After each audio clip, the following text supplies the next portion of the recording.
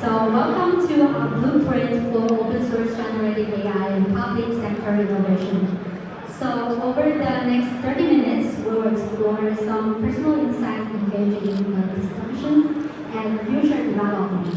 Today we have two very amazing speakers with me, which is Dr. Maria, the CEO of Blockchain Center, and Emad, the founder of Stability and Internet Intelligence Internet.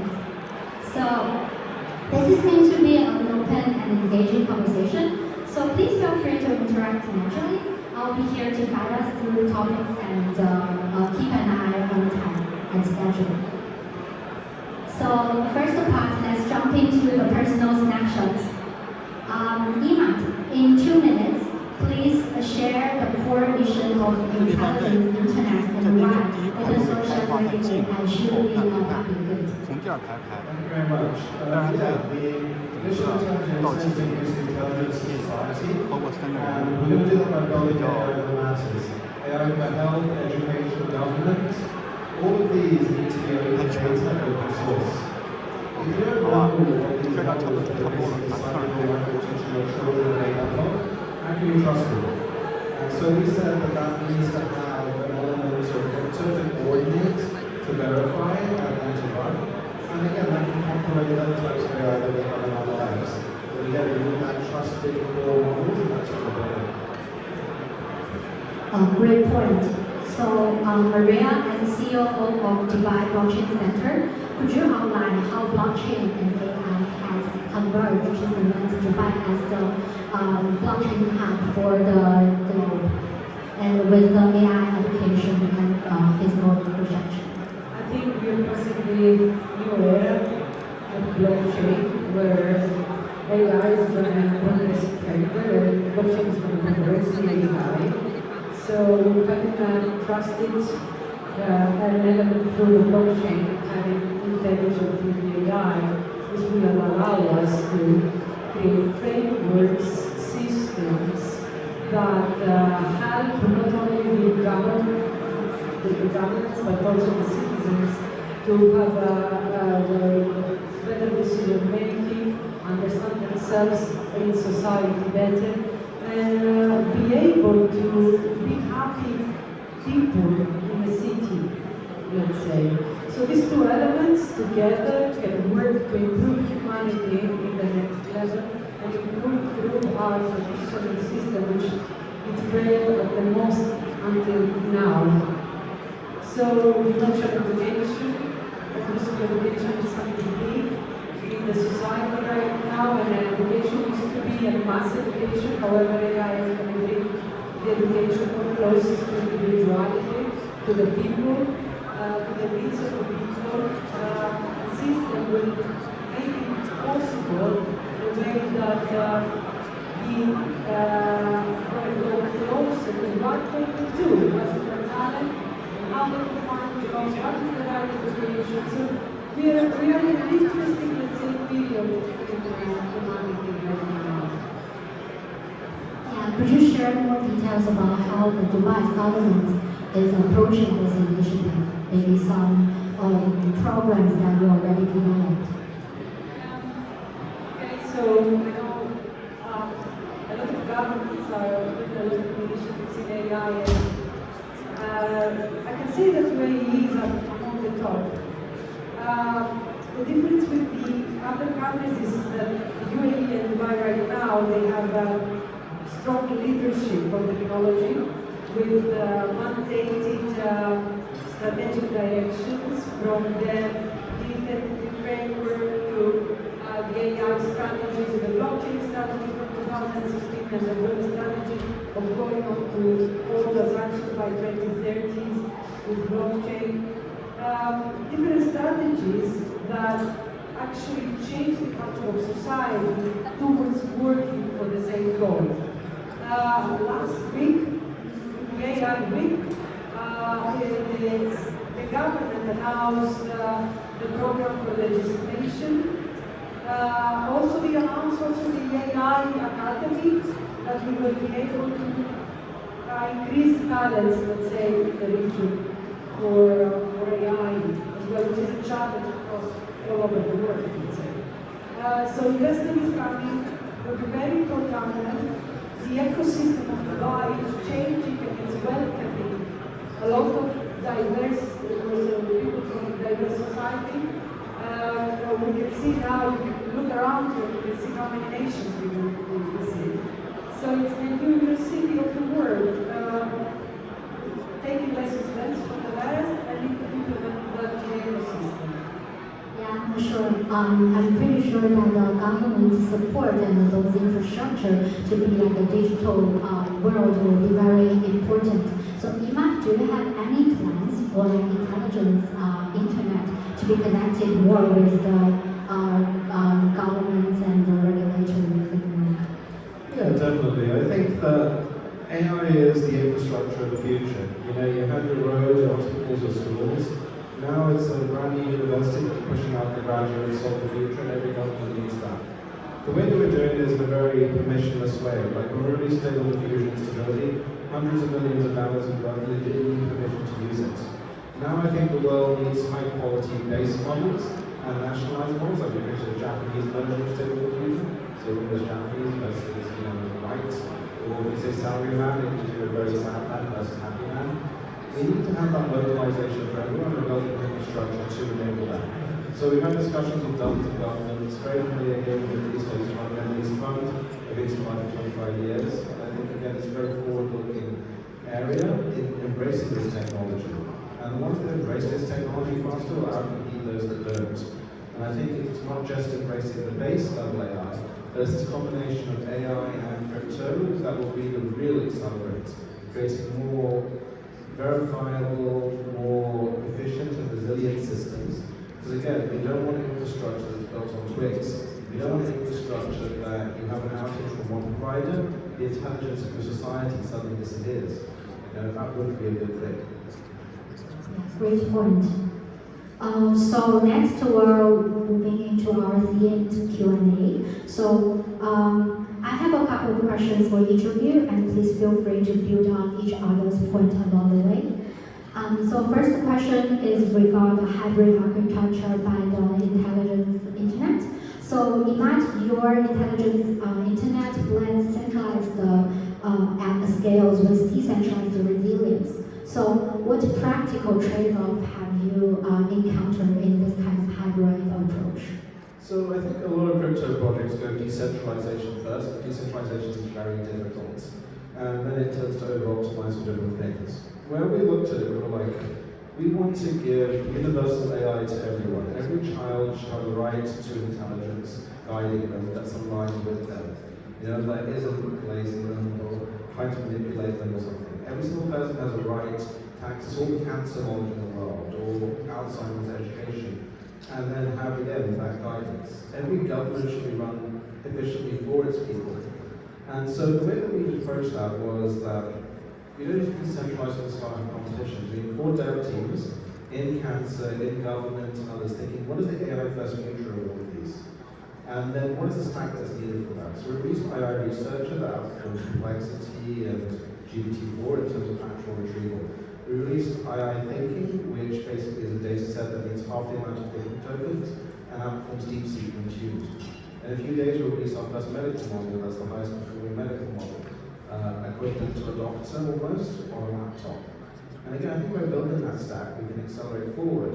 But the real incentive mechanism, which we'll give more details in a few weeks, is how do you get a supercomputer into Tanzania or into Bangladesh and have that scale? So the healthcare AI in Bangladesh goes from a little bit to lots very, very quickly. And I think we've seen the first real example of that with Bitcoin and the original Ethereum.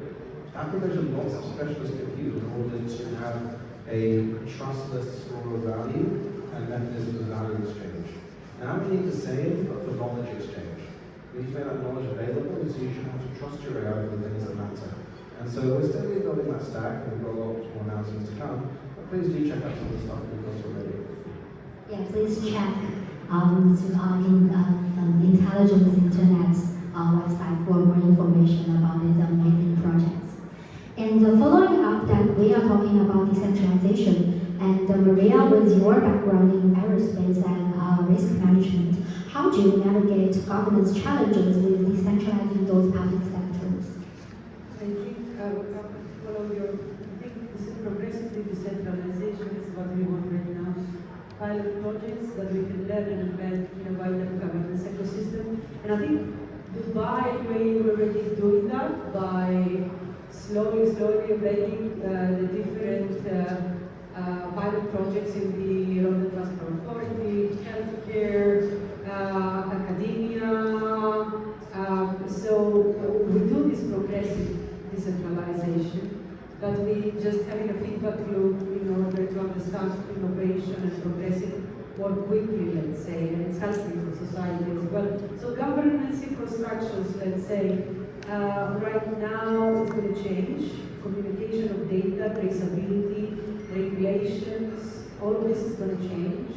And we need to be able to understand how the new governance systems will translate into smart governance systems for the people now. That they serve humanity, they serve the people, and actually they connect people around the globe rather than being city-centric but global and with global engagement as well.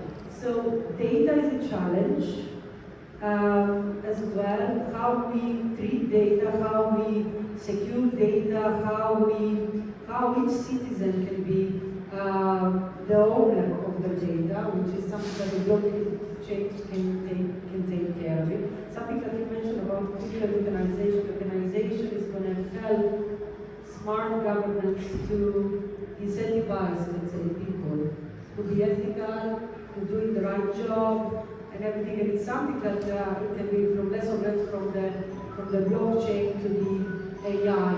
Let's say how we can create, how we can integrate tokenized incentive, let's say, to developers, to citizens, and everything. Another thing, I think, which is important, which is my background, is risk management and auditability, and risk management, real-time risk management right now in government systems can be enabled by understanding each node, its risks, let's say, and how each risk can be traced, get traceability of risk managed, audit, and some ownership as well. So to avoid it and catastrophic event or having better communication, let's say, with the government systems. Yeah, I think, risk is also very interesting because there's risk when things are as they were, as it were. But now we're at the precipice of an intelligence age where everyone's lives are going to change. The average IQ of the top AI models has gone from 90 last year to 120 this year. And so now there's actually a risk in not embracing the technology because yourself as an individual, your company, your community, your country will fall behind. But at the same time, you can't basically take these models and just implement them willy-nilly. That's too dangerous. They still hallucinate, they still do a lot of other things. I like your work. I'm thinking about intelligence. What about intelligent mind? I hope we have more of them. And how do you see the pace of this growing, let's say? Because I see that I'm scared. A lot of people, they are talking about the risk of extinctions of AI, but I see the intelligence of a machine to be running faster than the intelligence of a human being. The way that I look at it, I think there's two types of things. One, there is this super intelligence question. And again, when it goes into about boom or exponential, where the AI can make better AI, that's one thing that we're concerned about. So we have no idea what that looks like. But the real thing that's going to impact, that is certain right now, is AI that makes no mistakes and is an amazing cook versus a chef. That's the analogy that I give.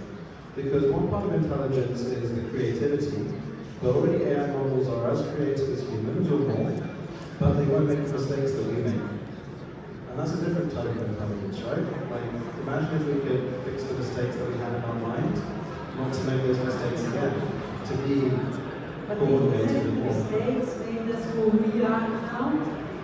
I think that's a big philosophical question. Do we want the AIs to have emotions? That's the question.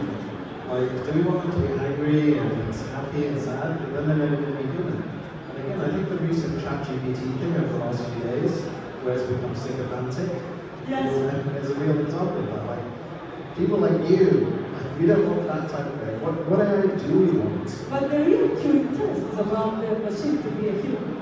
I think we're past that. Like, Like, again, if you're having a discussion with three, it's a far better therapist than just a hands-on therapist, right? When you're talking to a character AI or others, you go back and forth. You feel real emotional connections with them. And so, again, when it's breaking you up, they're not sure. you're right, exactly. There we go. And again, Yes. one of the things I say is that I just have a baby daughter, you know? Her best friend will be an AI. Because it'll always be there for her, you know? But then, how many children's first loves will be an AI? And how many women will get up from men because AIs listen but men don't? This is the crazy world that we're moving to. Yeah, crazy word, but do we lose the touch of humanity or then we become the new versions of human? Because having a friend of a machine that you're never going to lose, and sometimes to lose a friend is not a lesson. Well, again, that's the thing. And again, we're looking at a blueprint to a generative future. It isn't just an option of these technologies. It isn't like building electricity rails or railways. There's a real question as to what do we do as a society and are we ready? And the answer is we're not ready. And again, this is one of the coordination mechanisms we build those real infrastructures, because if private companies are the ones that build AI to teach our kids, they can be horrendously biased, right? Google and Meta are already selling ad space inside their open source models. So when it says a drink, it says Coca-Cola. And these models are just, they can be so subtly biased. So Scale AI and XAI have an advisor, Dan Hendricks, who did a study, and it showed that if you basically get the AI and force it with a trolley problem to say, how many Nigerian lives equal to one American life? It says 10 American lives equal one Nigerian life. Because all the labelers of the data were Nigerian. So there's this metric that you can see. 7 American lives, 1 Pakistani life. So the inherent bias of these models are so helpful. So I think governments right now have bigger responsibility than before. 100%. These models are more persuasive than anything we've seen, and they will be part of everyone's lives. Already I'm outsourcing more and more of my mind to these models. And it's part of the government's responsibility to make sure that we're not manipulated at large scale, that we don't have points of failure, to make sure that these models are deployed ethically, responsibly, and also to have that discussion as what is the future of the UAE or the UK or the countries that you're at, in an age where the majority of entities will be AI versus humans. And we're all going to be surrounded by AIs. We are different races, countries, people. We see countries setting up right now, but they are able to embrace technology much faster.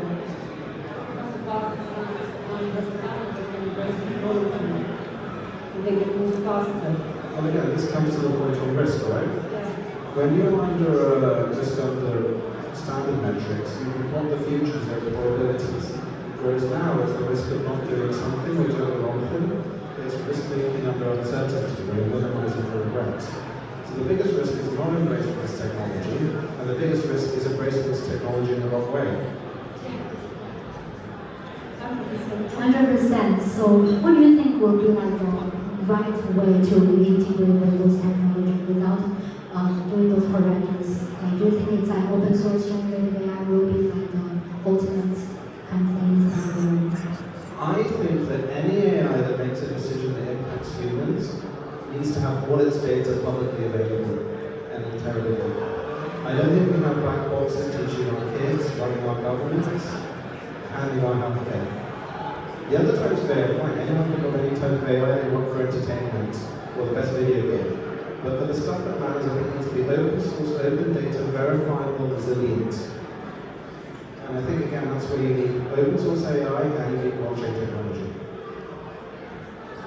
Yeah, I think we have touched a bit on the ethical concerns about AI, and maybe from follow-up question for Dr. Maria that's inspired by Piloto. Would you share your champion of perfect intelligence via the disruptive time? And how could Dubai's AI technology strategy with the education framework ultimately work? I think from the ancient model of education and Greek, so I will have to mention Plato and I have to mention Pythagoras, I have to mention all of this. You know, I think it was Plato. It was Plato when he started writing, he challenged the people that writing is going to take out, weaken the mind. Everything starts from two things in my mind, philosophy and reasoning.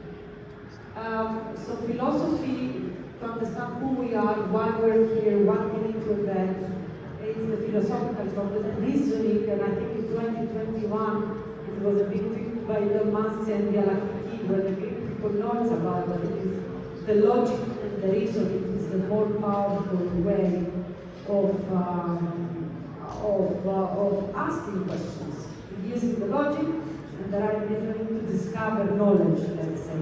So, embedding ethical things into education, it's very vital. Teaching the students, let's say, and teaching the humanity how ethical can be performed in humanity with real life example, allow students to be able to train with real data, verifiable data, and the trusted test system is very important. Education is going to change as a whole. I remember, as we were in the same age, I remember I was in Manchester University with 200 people, 100 people in one room. And we were listening to our professor. And I didn't understand a lot, somebody else didn't understand a lot, but now you will have your own professor made for your technical capabilities. But again, you need the real human, yeah? I don't believe that they will take our jobs. Professor, okay, if I would say the other thing, because knowledge is not something there. It's discovered through the logic. Discover it through conversation without discovering knowledge. I believe. So I think humans on the loop is something that I like. That they can be there. They can oversee a system. Obviously, you cannot take, let's say, a health checkup only from an AI. You need the doctor there to understand it. For now, I know that there is a lot of advancements in that, but you need also, as a human, the human-to-human interaction, let's say. So education will change, but still you need to embrace, first of all, philosophy and logic in order for all the coders or the technological people to code at the right manner, to train the people in the right manner. And this is also part of the that is the blockchain cannot do, but it's also like is within our physical lives. So we need to solve human interaction instead of just everything is processed by AI. Human interaction is important, yeah. I don't think an AI can hack you. The feeling is not there, yeah? Not yet. Not yet. Not yet. Yeah. And they don't have a soul. They don't have a soul. They have an artificial soul. We can go work together, but humans are humans. Humans can be intelligent with the help of machines, but machines will never become humans. What's your perspective on this? I mean, there's a brand new species that's just emerging now, right? And it's not human. And again, like, we've got the technology now with Neuralink and others, things that are about to be released to turn off sadness. You know, it's a fun thing to be sad, to be depressed, to be angry. Are you still human if you turn those off? You know? Do we teach the AI that? They're not human, there's something else. But again, it's a brand new thing that's here right now today. Even if the technology stops today, I think the world changes. And that's something that's crazy, because you can suddenly scale your capabilities as a human. Now, whether or not they become sentient, or we build flesh around us, they can give us hearts, or other things like that, that's a different question, okay? But again, we see the advance in that area, it's scary to think about. And I think that, it's a point, the blueprint for public sector innovation. We have to think, what is the role of the education system, the medical system, of a government? And typically, healthcare has been about sick care. Schools are not about increasing agency, they're about reducing agency and not shortening it. The government is uplifting the people, or is it the other way around?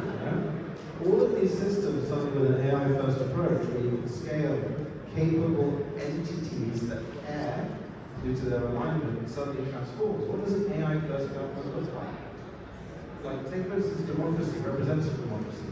We can't poll everyone, except we suddenly can with AI. Let's have a conversation with randomized groups of voters.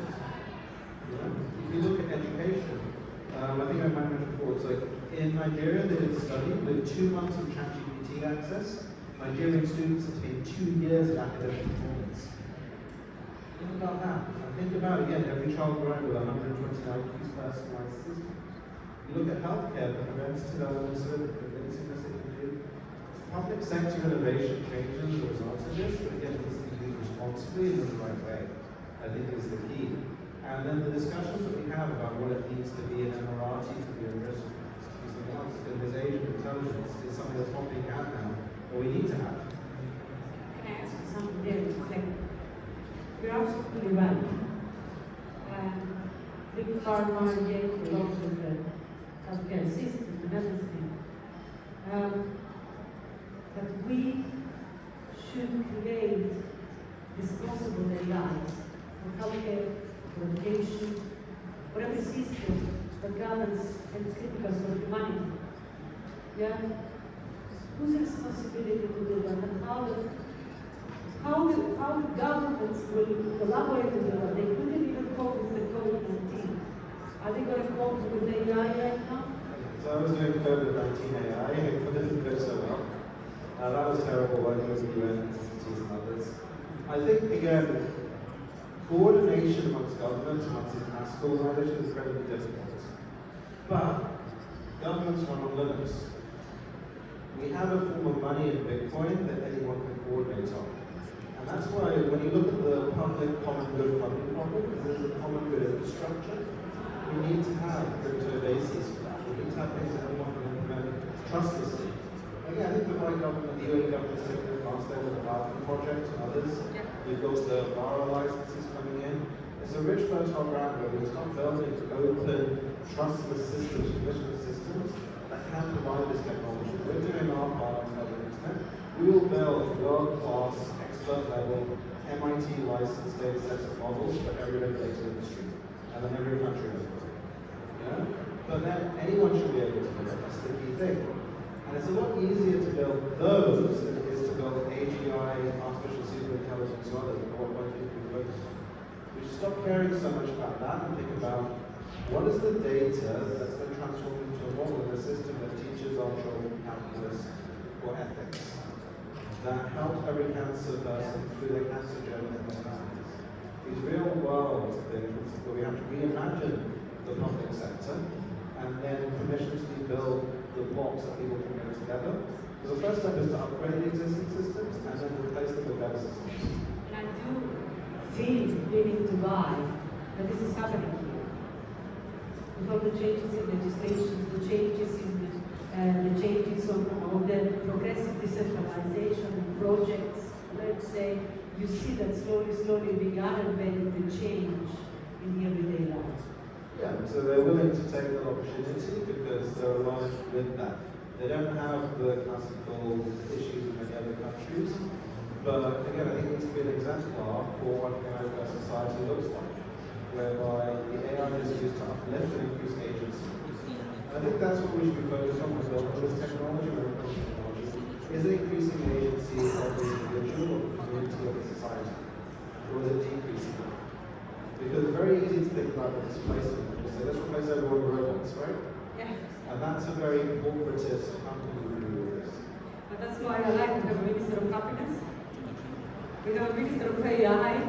We have Chief AIs in all government departments. We're pushed even in every government department and different sectors, academia, and every to implement projects in blockchain, AI and everything from the start. So the culture is there. The culture is there, and I feel it on our DNA on everyday life.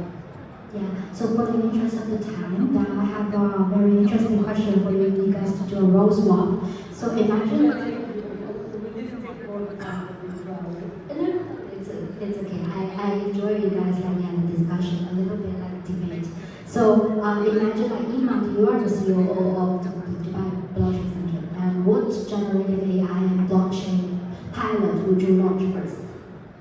I would launch a vibe coding camp for blockchain, whereby... What is that? So basically, for this vibe coding thing, where you use a replicate cursor and others to build, I would have just regular building sessions. Like, I think this would be great for education in general, but just when people start to build and see the ability of AI to build solutions, it's like hackathons and steroids, leveraging these systems that help you build, you will build interesting things. And then if you take more shots, you will build ever more interesting things. You do them on a team basis, like vibe coding, blockchain technology for public sector, for education, for healthcare. And it's just very interesting because the bar for entry in blockchain is so high. Now with this technology it becomes very low in terms of people building stuff that actually works. And so that's probably the first step. What's your preference on? This is very interesting, and it's actually aligned with our strategy. Because we defined education and what kind of education we give to the public right now is important. One place that people can really train on this type of technologies, because it's not describing technologies anymore, we have technologies of the future. So really make capable talent and capable people is very, very important, and I don't think this exists anywhere. So we are building our academy, our online academy. It's going to be up in like 3 to 4 months, and we are joining forces with, I'm not going to declare a lot, but we're doing the online academy as an online school, exactly as you mentioned, but we're happy to come back to it. Nice. To conclude the fireside chat, to wrap up, maybe you guys could share 2 to 3 points for the audience, maybe including the future outlook of GenAI and anything that you think is important to be a takeaway from the fireside chats. Yeah, I think it's important to use the AI and realize that it can. Everyone and all of your families and your companies should be using Replicate or Cursor or something like that. There's no excuse not to. It takes like half an hour. And you suddenly realize you can't do it. The second thing I'd like to share is that I do believe very firmly that every single AI event impacts human lives and needs to have both the data. You need to know what's inside the sausage and these black boxes. And the final thing is that as you're building and build to increase human agency, not to replace humans. I think that's a very important thing. There's too many people who are looking for more. Great point. Dr. Maria? Yeah, black boxes are important. We have to know what is inside the black boxes. We have to avoid bias, risks, and we have to make AIs that they are human-centric, that they are working and they know who to sell, let's say. So we need to make sure that all of these AI, blockchain-enabled infrastructure are there to improve happiness and improve humanity. Don't forget that human interaction is important. So I don't believe in the human-machine interactions. I think humans need to drive with humans and help the machines to improve the relationships, to be something like the improved mediators. But humans need to work with technology, embrace technology to become more intelligent and reach their perfect intelligence, let's say, because the human mind, we don't know yet what it can reach. We don't know the human mind. Great. Okay, that concludes our panel, and let's give a round of applause to our speakers. Thank you, Emad, for the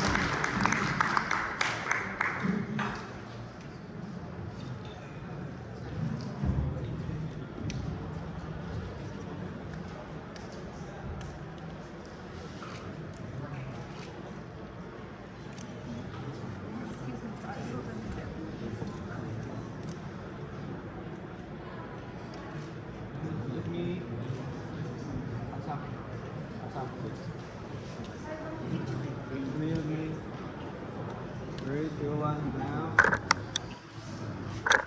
Sorry.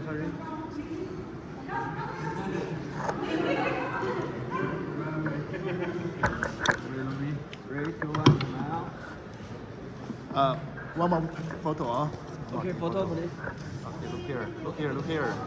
Here, look here. 来，点再来一张，点再来一张。对，什么？Yeah.